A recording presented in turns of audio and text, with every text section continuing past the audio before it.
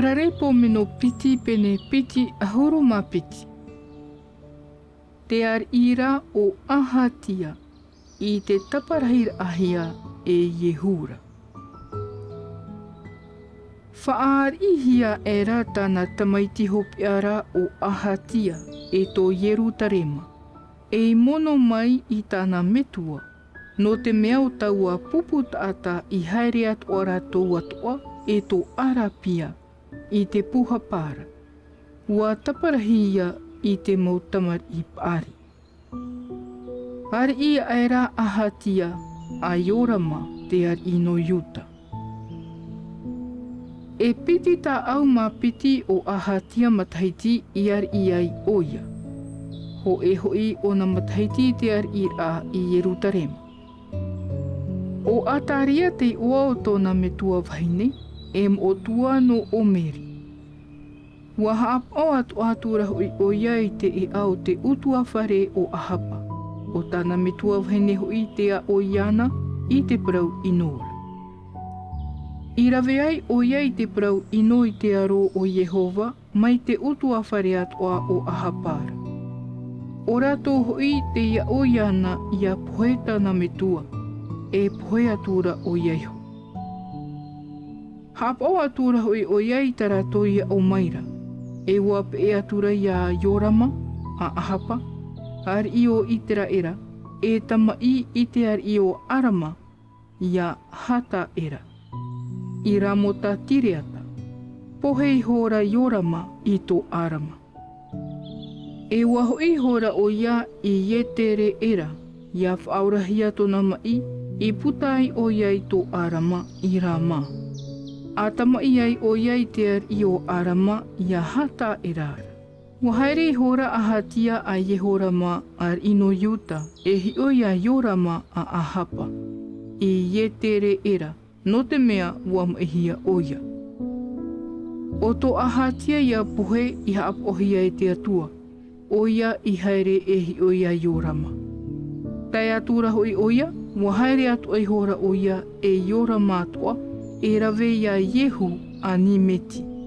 Te iha apohia e Yehova ia pau te utua whare o ahapa iana.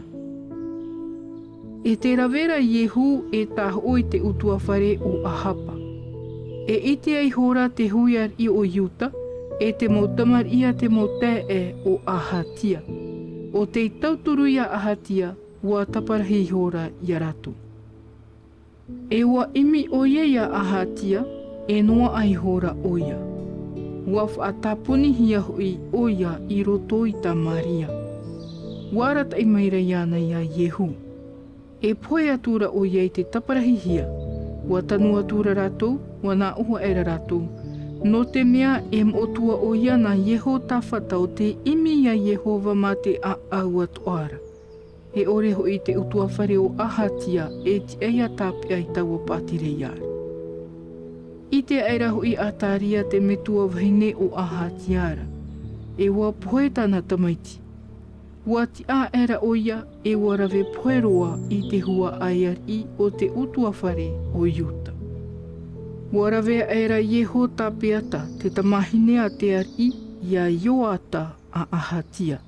I e iahia e ana no roto I te motomar I a te ar I taparahi hiara. E ua tu uia nei te I atu anona I roto I te ho e piha ta otohia no te hierora. I nā rira o ia ia Yeho tapiata e ta mahine na te ar ira na Yorama. E vaine hoi na Yeho iata tahu ara. E tuahine hoi o ia no ahatia I te hunar aiana ia ataria. Ai tā era o ia I taparahi iana. E ono o na mataiti te hunar ahia e rato I roto I te whare o te atua. Riro atura te hauia ataria I taua whenuara.